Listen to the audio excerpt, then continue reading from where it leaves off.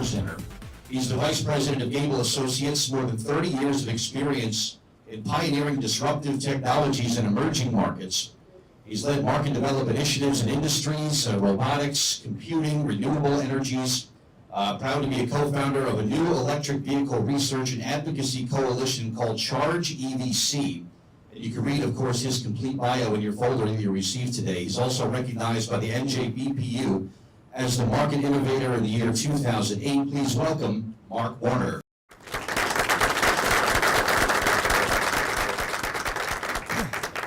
Good morning. Boy, when you say it with that voice, I feel much more important than I know I really am. Building on those comments, some of you may notice that picture in the lower left-hand corner. That's a gentleman many of you probably recognize. Mr. Edison was working on electric vehicles back in the early 1900s. If you look real close, that's a New Jersey license plate on that vehicle. And building on those comments, if you think about the earliest days of electric vehicles, regular gasoline vehicles, they came out in the 1890s or so. And if you wanted one of these horseless carriages, they were expensive. They suffered from range anxiety because there weren't a lot of places to get gasoline at the time. And there was no commercial infrastructure to support them. So they were basically playthings of the rich. So for the first 20 years of what we now think of as a traditional vehicle, it suffered from all the same market development problems. So when you look at when the first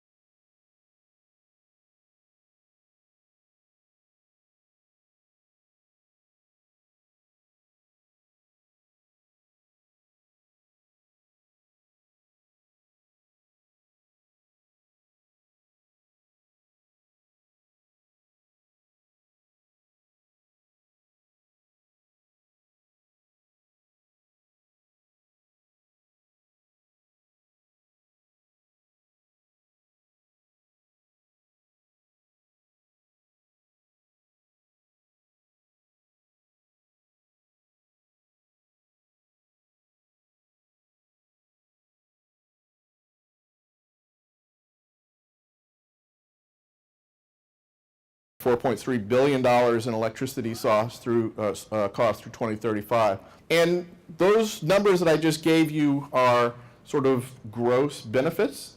We've also looked at what the net benefit would be, assuming we invest in the market, and if we account for the cost of those impacts on the public grid. Because if we're increasing the use of the grid, we will probably need to reinforce the grid. We've worked with the utilities to estimate what those costs might be. And the good news is that the net benefit is still positive. It's a benefit to cost ratio of a little over 2, which is good. You always want that number above 1. What that means is that we have more benefits than we have costs. And the net benefit through 2035 is about $11 billion in nominal cost. So this means that even if we have to make investments in the market to make it grow faster and to help reinforce the grid because of those additional loads, we still come out way ahead as a result of the emissions going down, the savings that people experience on fueling their vehicles, and the impacts on the electricity costs overall. All right, so this is a good thing to do. So where are we in New Jersey? These charts give you a very high-level view of what the electric vehicle market looks like. The chart on the left is the sale of plug-in vehicles. In the U.S. overall, we sold just a little less than 200,000 plug-in vehicles in the United States last year. To put that in context, we typically buy about 17 million new vehicles a year. So it's still just scratching the surface. But when I was doing this talk a couple years ago, I was struggling to convince people that we would ever cross the 1%. Well, last year was the first year that we sold more than 1% of new cars were plug-in vehicles.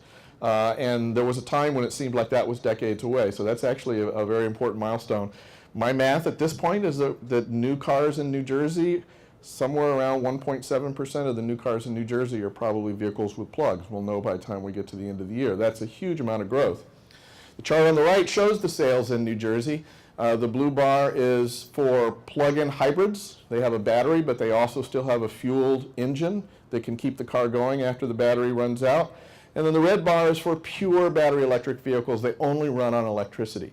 We now have just a little bit under, looking only at public road vehicles, not neighborhood vehicles, we have just a little bit less than 15,000 electric vehicles in New Jersey. So we still have a long way to go, but the growth factors are huge. 16 over 15 model year was about a little over almost 80% growth year over year. That's about double the sales rate that's happening nationally. So we are adopting EVs here in New Jersey about twice as fast as they are on the average national level.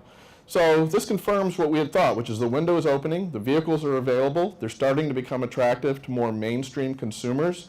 The trend is in the right direction, but these are still very small numbers. And if you look a little more closely, we did a deep study in, is New Jersey growing as fast as is possible, or could we do more? So we looked at the penetration of electric vehicles on a per capita basis, per population head count. The 5 bars on the left show a cherry-picked set of what we consider leading states in the United States. They have the highest PEV per capita penetration. This was for 16 data. Obviously California, but also other places like Oregon, Vermont, even Georgia. And New Jersey is somewhere between a half and a third of that. We think of that as untapped potential, that there's more opportunity for the EV market in New Jersey to be growing faster than it currently is because other states have done it, right? It's not like I have to invent fusion. So the question is, why are they growing faster than we are? And if you sort of examine those states and others like them and compare them to New Jersey, the answer is obvious. Those states have invested in developing the electric vehicle market, and we have not. And that's why they're getting better results than we are. So now we know what we need to do. We need to figure out what those early stage market development programs are. Clearly, the market will do its own thing on its own at whatever natural rate it is. But given that we've now proven that those benefits are substantial, the bigger and faster we go, the better. Now, by the way, I just want to back up. That study that I just talked about, you can go to our website and get it. So if you go to www.chargeevc.org, not .com, well, I still go there. I still go to .com. Go to chargeevc.org. You can download that study and get all the juicy details that I just talked about. So we we know that the window is opening. We're seeing substantial growth. We know that New Jersey could do better, and that in fact, compared to other leading states, we have not made the kinds of market development investments that we know would be helpful. So what do we need to do? So that's a list of 20 to 50 things. There's a long list of things that would be helpful. Some of the other panelists are going to talk about those, particularly this afternoon. We look at the role of municipalities in particular in helping encourage growth. But if you look at sort of the classic market development problem, there's three biggies. To me, this is the big list of three. One is consumer awareness. Outside this room, there's almost zero awareness that EVs are even available, that they have the range that's practical for many drivers, that they are more affordable than they used to be. They're still thinking about $100,000 Teslas. Very few people realize that they have better options today, and they don't understand the benefits that would go along with you buying an EV instead. So consumer awareness is a huge barrier right now, but that's also a problem that's very solvable by organizations like this one and others. So we need to work on that. The other one is affordability. As was mentioned earlier, if you average the cost of all traditional vehicles in the U.S., that's about $34,000 is what we spend on cars every year. That includes all classes of vehicles. It's a little higher than that, about $9,000 higher if you were to average the cost of all the EVs that are on the market today. So there is, I think this is more of a perceived problem than a real problem. And the reason I say that is that people that are buying $35,000 EVs would probably have bought a $35,000 traditional vehicle instead. So the actual premium at a transaction level is not quite as high as people think it is. Put another way, if you're a person with a $25,000 budget, you're not going to buy a $35,000 car. All right? There are some people that do that, but not most consumers. So there is, however, a significant perception that EVs are more expensive. That's changing. Batteries are coming down very quickly. Current projections across a lot of different sources is that somewhere around 2025, EVs will be at cost parity, meaning that they'll cost the same or less than equivalent vehicles. But between now and then, we have that concern. The other one is charging infrastructure, and this is actually where we've put a lot of our initial market development focus. At the end of the day, those first two are going to work themselves out one way or the other. The industry is going to get cheaper, the car are more efficient, the cars are going to get cheaper, public awareness will spread. We just want to help it go bigger and faster. The last one is a more fundamental problem that if we don't do some things to help it, may not happen. So one is sort of obvious. People need to be comfortable that they can charge at home and at work. If they're going to charge just like their cell phone, they need to be able to do that. Now, many people can. If you have a single-family detached home with a garage or a driveway, you can put in a level 2 charger, and that's probably not a big deal. Not everybody can do that. Some people don't want that hassle. It's a new and scary thing for them, and they don't want to deal with it, so we need to make that as easy as possible. But there are a lot of folks that live in multifamily settings where your landlord gets to decide whether you have a charger or not. And in many cases, that decision is not necessarily the one that you would want. So there's some work that we need to do to make sure that everybody can charge at home and at work. And by the way, a big part of the value for workplace chargers is to address the needs of folks that live in apartments and condominiums, that live on street side parking or shared lots. All right? It's not just about a perk for corporate drivers. It's about meeting the needs for folks that can't charge at home. Or as a backup for people that just forgot. Right? So as I've studied how people use workplace chargers, one of the biggest things I hear is, well, I really like knowing that there's a charger at work, because if I forget to charge the night before, then I know I can handle it at work. And so that creates their confidence that they need, that they're going to be able to charge when they need to. The last one is public charging. And I'll say some more about this, but this gets to the issue of range anxiety. You've probably all heard about range anxiety. It's actually a misnomer. They're actually not concerned about range. They're really concerned about being able to find a charger when they need it. So it's really charger availability anxiety. That doesn't roll off the tongue as well. So, and as the vehicles have gotten over 200 miles in range, this concern has really gone down. But clearly, if you just drive around the state, see, imagine that you're a person that you haven't bought an EV yet, but you're thinking about it.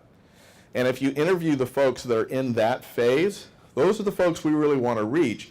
And you ask them what their concerns are, what they'll tell you is, well, when I first started thinking about this, I started driving around and looking for public chargers, and I can't find one. All right? So they're not an owner yet. They don't know about the apps that are built into the car. They don't know about all the ways that you can find those chargers. They don't know that, in fact, there are a fair number of chargers in the state. They just start driving around and notice that there are not as many public EV chargers as there are gas stations, and that makes them nervous. This is one of the single largest reasons that people don't adopt EVs. So there's a lot of work going on to try and address all of these issues, especially the charging infrastructure issues. ChargeEVC developed a roadmap. So if you go to that same website, you can download we developed an 8-action roadmap based on talking to all the folks that are in our organization and a lot of the policymakers in industry folks. That roadmap is on the website as well as the study. So actually, Bill, when I was here like almost 18 months ago, right, October 2016, I was speaking here, and we had literally just formed ChargeEVC that week. In fact, my talk here was the first time ChargeEVC was spoken about publicly. And back then we had nothing. We had a couple of folks that had said they would sign up. We didn't even have a website. And now, 18 months later, we have a diverse membership. We've got almost 30 members now in ChargeEVC. It's now widely recognized within the state as a key place where diverse stakeholders can work on EV issues. And we have developed a roadmap, and we have developed a study that now quantifies those benefits. And as I'll talk about in a minute, we also have legislation now pending in New Jersey to help implement some of the ideas that are in that roadmap. So let me talk a little bit more about one of these that's especially important, which is the public charging need. So let's assume that consumer awareness gets handled. Let's assume that the affordability solutions get in place. Let's assume that everybody that buys an EV can figure out some charging for their routine charging, for their daily charging. You're still left with the need for public chargers to solve the problem of what happened. Look, most people are going to leave home every day with a battery that gets them through their daily routine. If you have a 238-mile Bolt with a B, that will probably cover what you normally do every day. And then if you do the statistics are that will cover 98% of trips for most people. But people don't think like that. What people worry about is the 2%, right? They make their decision about whether I'm going to get an EV based on the exception conditions. What happens if I have to go pick up a kid at school, or go to a business meeting that I hadn't planned on, or run to the airport, or long list of all the stuff that we know comes up every day, or if I forgot to charge last night, right? So people make their decisions based on concerns about those exception cases, and that's where public charging comes in, all right? So the problem is the mainstream consumer concern about being stranded on the road because there's not enough public chargers. Not just public chargers, but quick public chargers. Many of the public chargers that are out there now are relatively low power devices that would require several hours in order to give you the charge that you need to get back home. Most mainstream folks wouldn't count that as a practical solution. So unfortunately, the solution is this thing called public fast charging. The word you'll hear a lot is DC fast charging, direct current fast charging. And we're really able to take advantage of two things here in New Jersey. One, that technology has advanced very, very quickly. There is now possible to charge even the largest batteries to 80% full within 20 minutes or less. All right, so given that you don't do it every day, this is not like the weekly trip we make to the gas station. This is a couple of times a year when something exceptional has happened. We're taking a long distance trip, or we had to drive outside our normal pattern. So if you're only doing it a couple of times a year, knowing that there's a 20-minute charge opportunity addresses your need. The other one is very unique to New Jersey, which is that we have very dense travel infrastructure. All right, we have a lot of roads in a very small amount of space.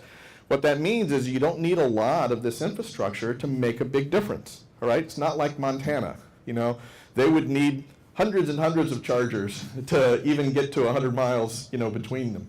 So we don't have that problem here. So we have a very fortunate combination of the availability of advanced technology now that's evolving very, very quickly, and dense travel structure that means that we can have a very optimal solution to this problem. The challenges, so why wouldn't this develop naturally, just like gas stations evolved in the early days of the market? There's a couple of structural issues during this early stage of the market. One is we need to lead the market. If you're a consumer, you want to be comfortable that the chargers are in place before you buy your EV, right? So we need that infrastructure before we will start to see mass adoption. Well, the problem with that is if you're in the business of running those public chargers and there's not a lot of cars on the road, you have low utilization of that asset. So the business plans just don't work, all right? So in the early phases of the market, when we need chargers before the cars are really ubiquitous, there's a phase of probably somewhere between 5 and 7 years where the utilization is so low that you can't make the economics work, but we still need it. So that's the market development challenge. What policies and programs do we need to get the industry bootstrapped through that first 5 to 7 years when utilization is low? The other one is if you look at what traditional competitive solution providers will do, is they're tending to put in proprietary solutions, right? That makes sense if you're a company. So, for example, GM just announced 2 weeks ago that they were going to start invest in public fast charging, but it's only available for Bolts. Porsche has announced that they're going to invest in public charging, but it's only available for Porsches. And if you drive around New Jersey, you'll notice that a lot of those installations are really proprietary. Your car may not be able to charge at that particular station because the plugs don't work, or you're not a member of the right club. So we need to, and that's especially harmful if they're putting them in prime real estate locations. So imagine those spots on the turnpike, for example, where you really want a public charging solution that everybody can use, but under the current early market conditions, what's being installed there are proprietary solutions. So that's another reason that we need, in essence, policy support to help maximize the public benefit of the early stages of infrastructure. The last one is you don't necessarily get the coverage that you need. The competitive market, quite reasonably, will tend to install these assets where they're either easy or profitable, not necessarily where they're needed. We are going to need some stations on relatively remote locations just so people are comfortable they're not going to be stranded, even though those aren't necessarily the best places from a business plan perspective. So those are some very structural reasons that are part of the early stage of the market that's limiting the natural development of the thing we need the most, which is this public fast charging infrastructure of the right type. So what we've proposed is a comprehensive statewide program that we call the Essential Public Charging Network. The key word there is essential. We're not talking about building all public charging that's needed. We're talking about building just the critical mass that's needed over the next few years to jumpstart the market, seed the market with enough infrastructure to solve those problems that I talked about, and then lay a foundation that will let the market grow from there. All right? So again, the emphasis is on just achieving the critical mass of public charging based on standards that are open and available to all, and then establish the foundation that's needed to grow.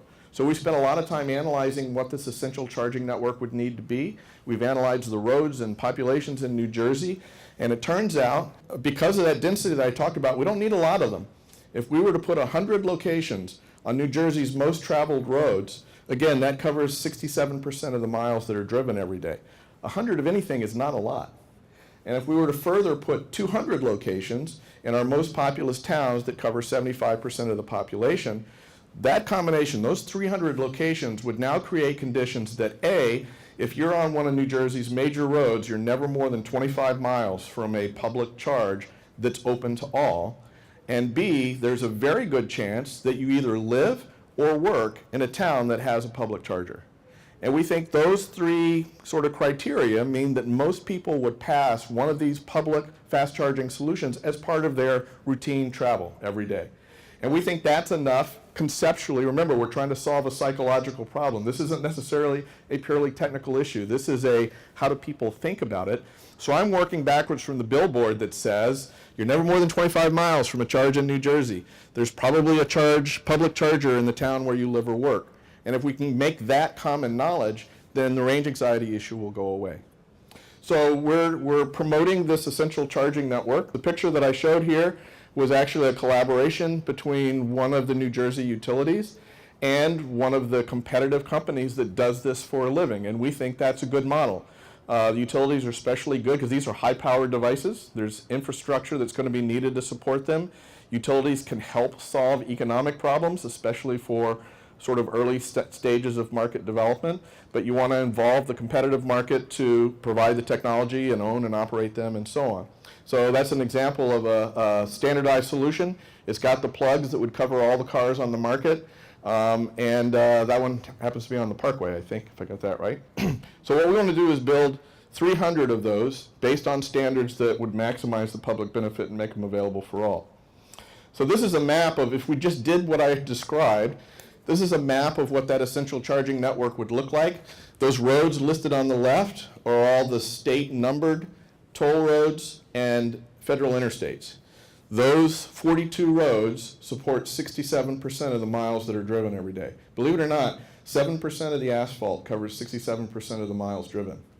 So that's a number that we can use to imply that a small number of assets are then naturally passed by a lot of people. So if you take that 25-mile rule that I described across those roads, you end up with a map on the left. And you can see that that's achieving a certain level of geographic coverage that aligns with where people drive. The one on the right represents the 200 locations in community centers, preferably in places that have other amenities like shopping and coffee shops and things like that. And as you would expect, that sort of scales with population. So if you have one part of your solution that scales with where people drive and another part that scales with where people live and work, the combination of those, we think, provides the critical mass that you need. I want to be very clear, we're not actually picking locations, so I hope nobody goes out and takes this map and starts knocking on, doors. So where the expectation is that you still have to figure out the optimal location based on a lot of other factors. So this is really representative, but it gives you an idea of the map that would result from the kinds of goals that I was just describing. So the really good news is that we've gotten very strong support from both the current new administration and the legislature. We now have bills pending in the New Jersey legislature to do much of that stuff that I just talked about. The first bill is what we call the Goals and Authorizations Bill. Senator Smith, who had planned to be here today, helped sponsor these. What that does is, number one, formally set goals for the state of New Jersey for both vehicle adoption and infrastructure development. And when you're doing public policy, you have to start with goals. Right now, we don't really have formal goals. So this checks that box. And it also formally authorizes some of the key agencies to then help implement those goals. The next one is to implement a purchase rebate program. There's a lot of agreement that we would like to do that. Other states that have implemented those rebates have seen significant positive impact on adoption. The issue, of course, is where the money is going to come from, so that's the hard part. But there's bills pending right now that would create a rebate program.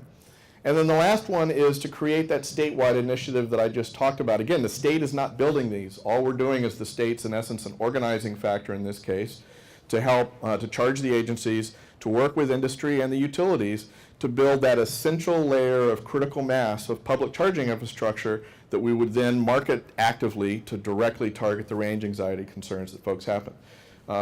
Most of these bills have been introduced just in the last couple of months, and we're hoping to see action on these over the next couple of months. So hopefully a year from now, Bill, when I come back and talk again, I'll be talking about how these things have passed and now all the programs that are now under development to make this happen. Two things in closing. Go to the ChargeAVC website, chargeavc.org, and you can get both the study and the roadmap and see what we're doing. And then also, this is public legislation. So if you care about these things and you're interested, please find out when they're going to be heard in committee. If Senator Smith was here, he'd be cheering. Go to Senator Smith's committee, go to the committees on the Assembly, and advocate for the future that you want. Tell folks that this is important to you. It really matters. So I encourage everybody to do that. So thank you.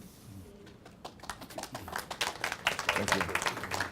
Our next presenter founded the nonprofit NJ Clean Drive. This was back in 2008. Has been on the forefront of promoting electric vehicle infrastructure in New Jersey ever since, and he's got a lot of cool things to tell us about. So please welcome the CEO of Domain Computer Services, Rashad Bajwa. I am a tech guy. So what am I doing here? And I'm not into green tech necessarily, other than I'm an early adopter.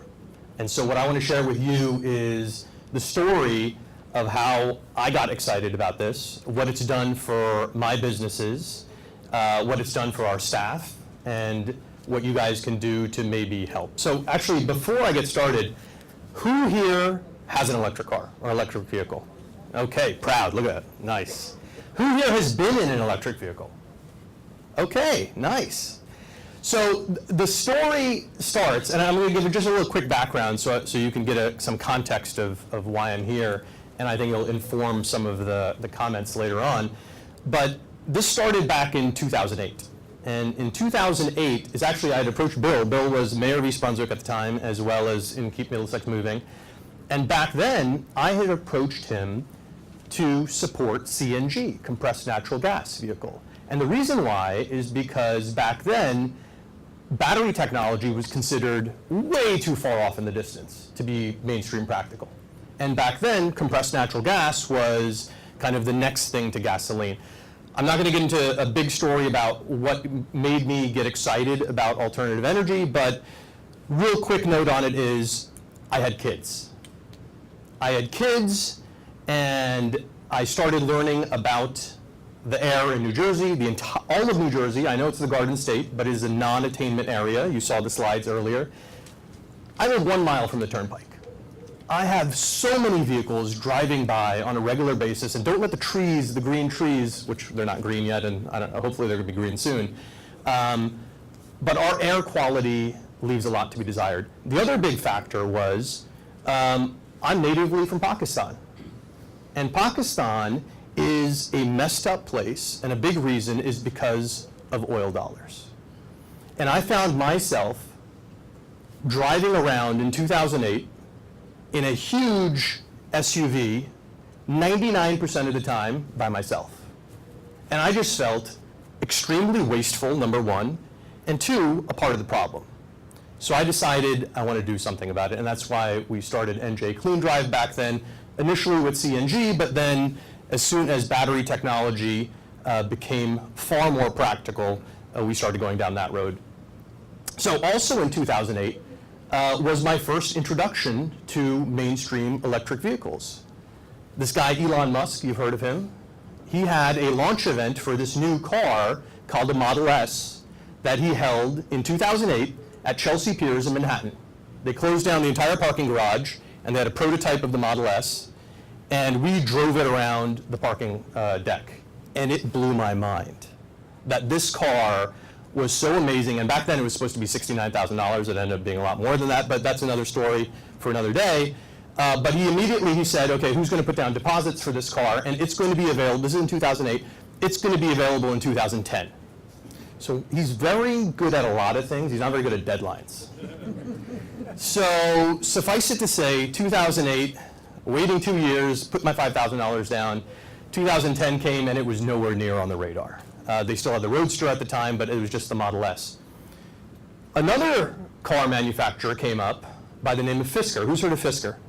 Okay, oh, wow, I'm very impressed. I guess this is an EV conference.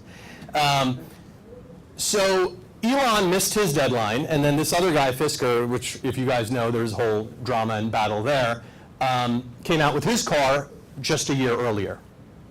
Mind you, I've never spent $100,000 on a car before, and I had no interest in it. But I wanted to be an early adopter, and the Fisker, those of you who know what this looks like, it is a really cool looking car.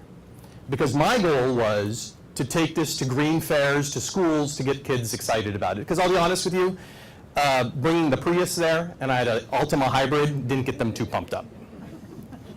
You bring the Fisker there, oh my God, it looks like a Batmobile, and it's a cool looking car.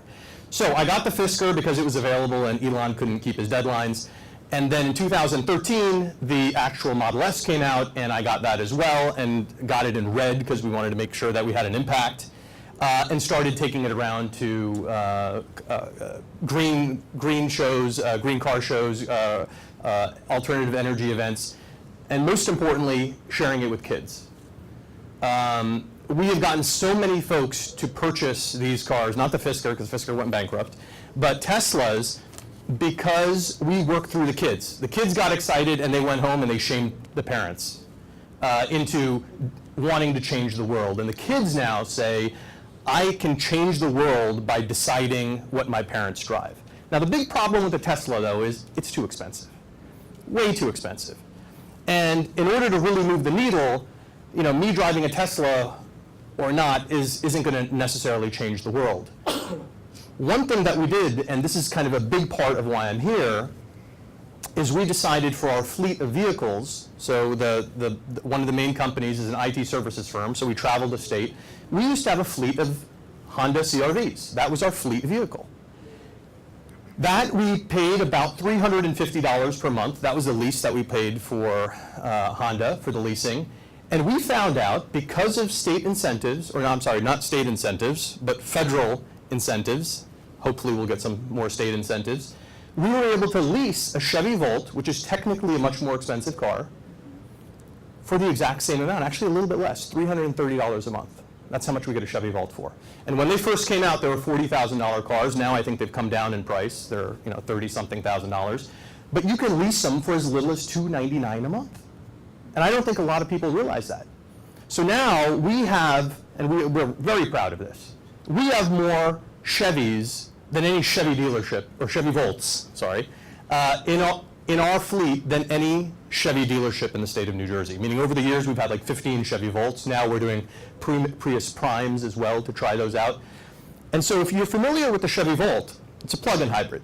Unlike the Tesla, which is a pure battery hybrid, it's a plug-in hybrid. And it's important for us because the charging infrastructure in the state right now is not as developed as we'd like it to be. And so therefore, having the plug-in hybrid allows us to have total flexibility. There is no location we cannot get to. All of our drivers, they all take the Chevy Volts home. Some of them have installed charging equipment at their homes, but most of them charge at the office. And at the office, we've installed 5 level 2 chargers. Some of them, by the way, using the Department of Environmental Protection, NJDEP's Drive Green program, where they will actually reimburse you for installing of the equipment. So 2 of our 5 chargers were through that program.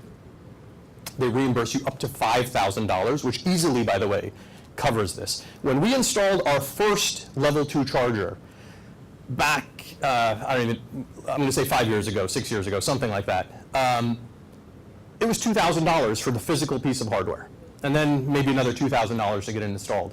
You can now get these for $500. Meaning the cost has come down so much. You still need to get an electrician to install it. We'll get in later in the Q&A a little bit about the questions as to permitting and how it works, some of the nuances of how that works, how many amp circuit you need, because there's different speeds for these level 2 chargers, and depending on the type of car, whether it's a plug-in hybrid or a full electric, which type of amps and charger speed rating is most appropriate for you. But we were able to change the conversation definitively in our local, meaning we had a lot of naysayers initially when we moved to the Chevy Volts. But now, even from a cost point of view, they were mentioning the cost of electricity. Electricity is roughly half, electricity is dirt cheap. I don't think we realize how cheap electricity is. And as the mix changes to renewables over time, that can get even cheaper and cheaper and cheaper. The stat I like to use, somebody was using the stat of the cost per mile, just because everyone's mentality is in the miles per gallon mentality, but we don't, you don't have a gallon of electricity. The concept doesn't exist. So, but when we've done the calculations in the past, it's come to about 69 cents per gallon. Now, I might be a little bit off on that because you can't really match it. It depends on the type of car. But just gets the point across. When you had $4 gas, 69 cents per gallon is a pretty compelling argument. And that, by the way, is if you don't care about the air you breathe or saving the world. I mean, there might be reasons to do this other than that. But for those that aren't convinced for those reasons, just the pocketbook. You're cheap. Cool. That's a good reason to get an electric vehicle. Our Chevy Volts, and it all depends on the range, because you keep in mind they're electric and they're gas. So it depends on the length of the commute for the individual driver. Our Chevy Volts range anywhere between 55 to 130 miles per gallon average. For a company that has to pay for transportation, that's a lot of money saved in miles per gallon. Because remember, we got to pay for the gas. And if we got to pay for electricity, that is a lot cheaper than paying for the gas. So purely from an economics point of view, remember, Honda CR-Vs were the exact same cost. Now from a fuel point of view, we are saving a ton of money. And so what's holding this back? It's everything that you've heard so far. It's ignorance is the biggest thing. or just lack of comfort in understanding the world of EVs now. You know, when we make these presentations, on Thursday we have another presentation at a middle school, the slide deck that we put up is about what it was like back in 1905. You know, when the Model T came out, they said the same exact things. They said, where are you possibly going to fuel that machine? My horse, it eats grass anywhere. Right? Gas stations? Right? That's crazy. So we're not there yet, but the reality is I have a gas station at my house. I have a gas station at work. Do you guys have a gas station at your house? No, that'd be kind of dangerous. It's called electricity. You all have electricity already at your home. Not to mention, you spend a lot of time at gas stations. I spend a lot of time going where I want to actually go. So do my staff. Guess what that all translates to? You can always make more money. You're not going to make more time. So there's a lot of arguments, and that's why I'm so glad that you guys were able to come out today. The biggest gap is knowledge and eliminating that fear, that range anxiety. Having a plug-in hybrid, the range anxiety is completely gone. My daily driver is a Tesla. I'll be honest with you, I go an entire week. When I first got the Tesla, I would plug it in every time I saw a charger. Because I was like, oh my God, I need to plug in, because what's going to happen? It can go almost 300 miles. I don't drive 300 miles. Now I go almost a week without plugging it in, just because I got over it. I got over that problem. So it's a matter of just getting over that initial fear and anxiety of the unknown. Once we can break that, putting in municipal charging stations, putting in charging stations in places, that is where that anxiety is going to get reduced. I was surprised, by the way, to hear that there's a charging station here. When you have an electric car, those of you, first thing you do when you pull into a parking lot, you look around. Now, I happen to have 200 miles of range already on my car. I really don't need to plug in. But you know, you don't lose those bad habits sometimes you don't leave you very quickly. But there is no indicator that St. Peter's has a charging station. There's apps out there, there's ChargePoint, there's PlugShare. If you open up right now, the only charging stations in New Brunswick that are available for somebody with an EV are in the Fair and Deck Mall area, meaning in the parking garages further down there. And so, if I was going to buy an electric vehicle, and I see this huge, all of the Rutgers ones are not, I guess, publicly available, I'm assuming. This looks like a desert when it comes to EV infrastructure. So another part is the organizations out there that are leading edge, early adopters, who are installing charging stations. Get yourself on PlugShare. We're on PlugShare. People do not just come banging down your door all of a sudden looking for free electricity. Electricity is not that expensive. That's not going to happen. But in a pinch, like one of our main offices is right off the turnpike. This is before they had the superchargers. Now they have superchargers, Tesla superchargers, on the 2 rest stops that are closest to us on the turnpike. But prior to that, yeah, we had one guy once who was running low on charge that needed to plug in. And he came in and found us on PlugShare. But that is the sort of comfort that people are going to need to get to kind of more broadly adopt this. The Fisker Commer, by the way, had a solar roof, which, by the way, did nothing. But it was aesthetic. It looked very cool, and you had a lot of conversations about it. But unfortunately, the technology just back then wasn't there yet. So that's why I wanted to come here. I think specifically some of the questions. I think we're going to have a little bit of a question and answer panel right now. But some of the questions are what type of amperage you want to install at your site, because we've installed a whole bunch of level 2s right now. What's involved in getting that done. Most towns do not understand this yet. This is one of the conversations that I'd had with Bill. We have a big warehouse, you know, in those, if you guys are familiar with 8A, all the big warehouse areas in Cranberry. So we have one of those, and one of the cool things is electric vehicles you can park inside the warehouse. But Cranberry Township said, no, you're not allowed to park vehicles inside the warehouse because of flammable fuels. Now, we told them, and exhaust. So they came in, the inspector, and refused to let us to continue to do it. And we said, show us where the tailpipe is. And they would go around the car, this was a Tesla, and there's no tailpipe, there's no flammable fuels, and so they had to actually change their policy to even allow us to have the cars parked inside of the warehouse. Permitting, things along those lines. Most people, most towns are still very, very new in understanding permitting. It's just a matter of getting a amp breaker added into your panel, and beyond that, they don't really ask a lot of questions. So I think we're going to have some questions, and thank you for your time.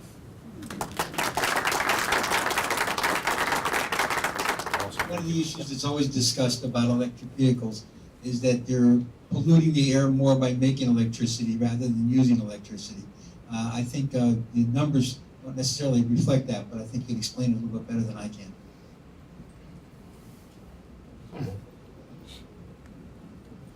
Thanks for asking that question. That's a very common misunderstanding, especially for people that are trying to disprove the value of electric vehicles. So the study that I mentioned look explicitly at that question, and the dynamics are that emissions at the vehicle go down, but emissions at the power plant goes up. And if you do the net math, and all those emissions impacts that I talk about are the net impact that accounts for both those things happening, you come out way ahead.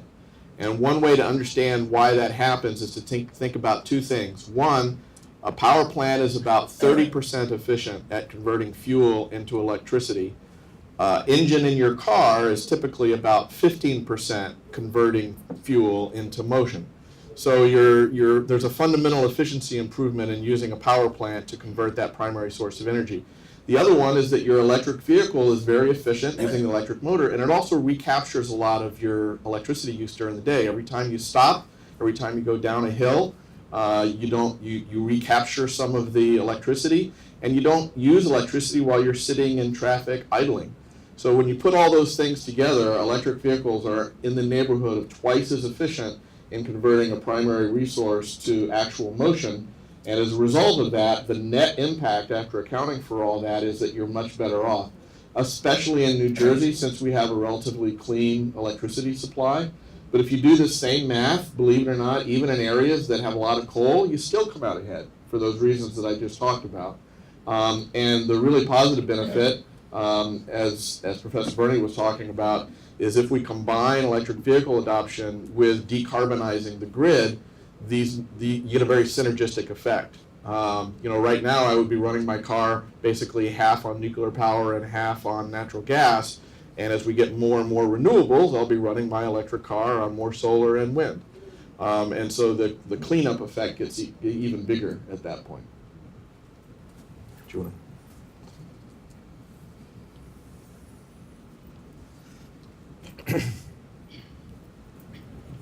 Rashad, you mentioned charge point and plug share, and there's also Link Network and EVgo. I've called a couple of these places to get a feel for what's going on, to put an ordinance in place for developers and multifamily things. And none of these networks are compatible. So if a hotel chain, if a Holiday Inn decides to go through EVgo and somebody else wants to go through Blink, I mean, they're not compatible, any of these four networks?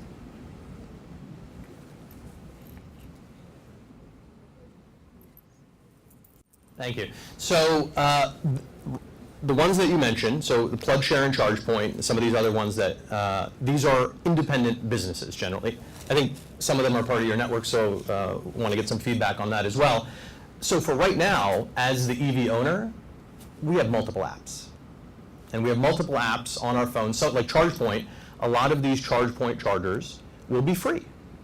Some of them will charge, and they have an arrangement with the parking decks and things, like for example in Princeton, and also the one that's in right here in Farrondeck Mall, or not, Farrondeck Mall's gone now, but the other parking garage.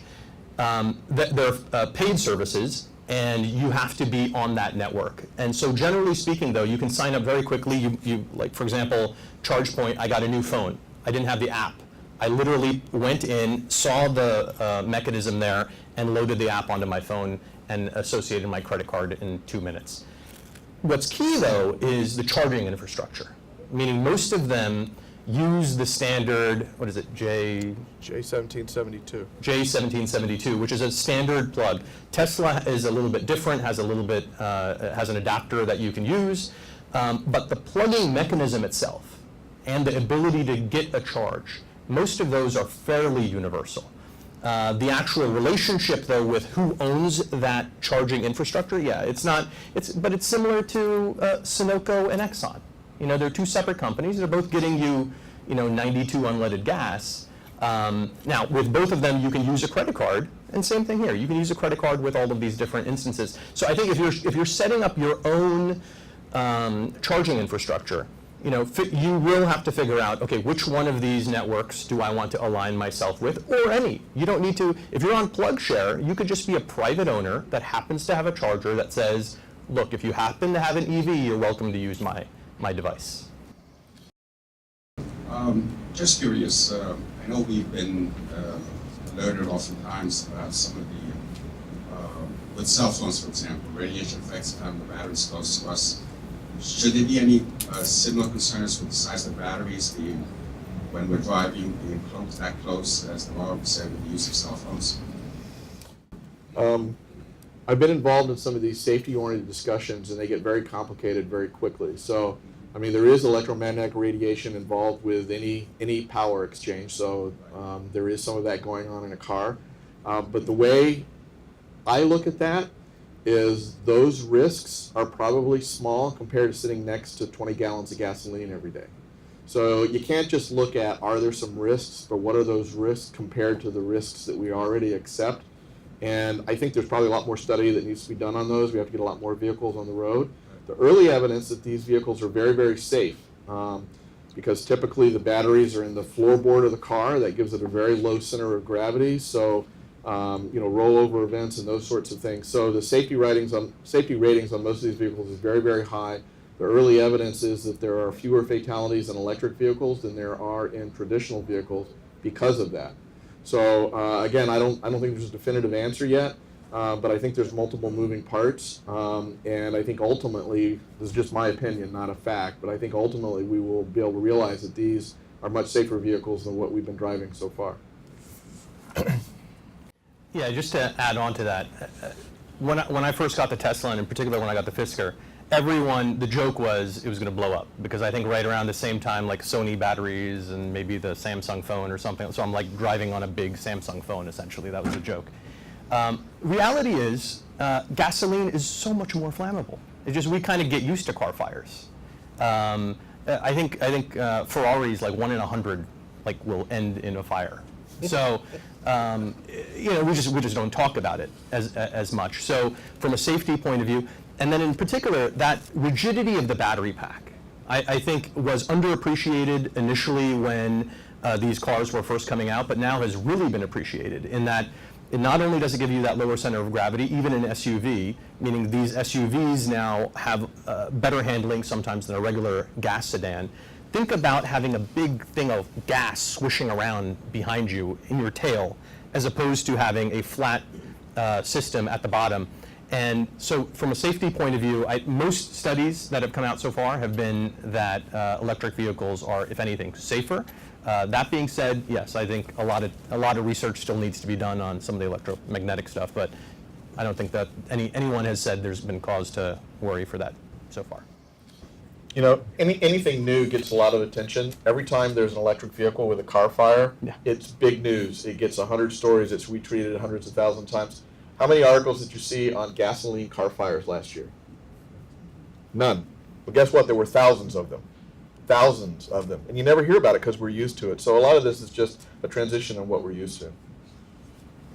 Could either one of you gentlemen please go over what you have to do? Like if I want to buy a Chevy Volt, I'll have to get an electrician to install in my car. Could you just go over that briefly? Sure. So yes, a lot of folks will want to install electric vehicle charging infrastructure in their home. That being said, you don't have to. The Chevy Volt can plug into that outlet right there. Now, it's going to take a long time to charge, so I would recommend against it. However, yes, you generally speaking, you're going to get at a home, you're going to get an electrician to put in a circuit breaker similar to an electric heater, or a dryer rather.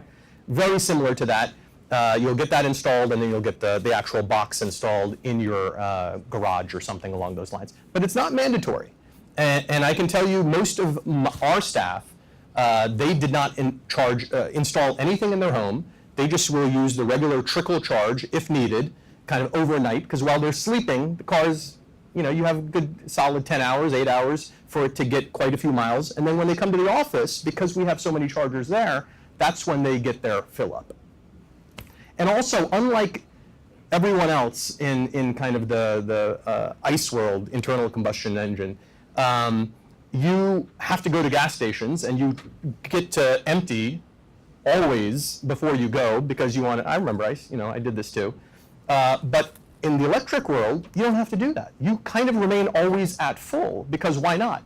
If you're going to sleep, you might as well plug in. And the reality is, in any given day, I only drove like 50 miles. So even on a regular plug, like the one that I have there, when I go over to my brother-in-law's in Pennsylvania, we stayed there for the weekend, he doesn't have a charger for me. I bring my regular cable, plug it into his regular wall outlet, and I have a full tank of gas courtesy of my brother-in-law, not gas, electricity, by the time I leave on Sunday. So believe it or not, a lot of people think, for example, that Tesla, the huge intellectual property they have is their batteries.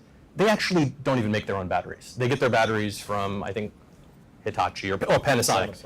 They get them from Panasonic. Their real claim to fame is not only nice design and all of that, but it's their battery charging technology to be able to take that charge, not create too much heat, to keep the life of the battery. My Model S is now 5 years old. When I first charged, it's only lost less than 2% of its range over that time period. I have a 10-year warranty on it. Gas cars, guess what? They don't last a lot more than 10 years. And in 10 years, who knows? Maybe it'll last 20 years. Maintenance, almost none. I got to put windshield wiper fluid in it because it doesn't, he hasn't figured out how to suck rain from the sky yet. But everything else, even the brakes, my brake pads have never had to get replaced once in 5 years. And by the way, when I do brake, it's regenerative. I'm like creating fuel for myself by braking. So I'll be honest with you. I feel like the guy driving the Model T with everyone else on horse and buggy. They just haven't figured it out yet, that this is where the world is going. And it's our job to make sure that we get the message out. Hi, I'm Andrea Friedman from DEP. We would like to encourage companies and organizations with fleets to adopt EVs. And you mentioned that some of your employees charge at home and some charge at work. Do you have a way to measure the electricity that the employees are using at home and to reimburse? Or do you know about solutions for being able to track and reimburse that charging at home? Because that will be an issue for larger fleets with more employees that are charging at home. I don't have an answer on technology available at home. For us, everyone who has charged at home has not installed a level 2 charger. So it's not very sophisticated equipment. It's a plug in the wall. So we do not calculate that. That being said, we would have no problem doing that. It's something that we want to encourage. At the end of the day, they are using that quote unquote fuel, electricity, to do work for the business. So we would be a fan of that.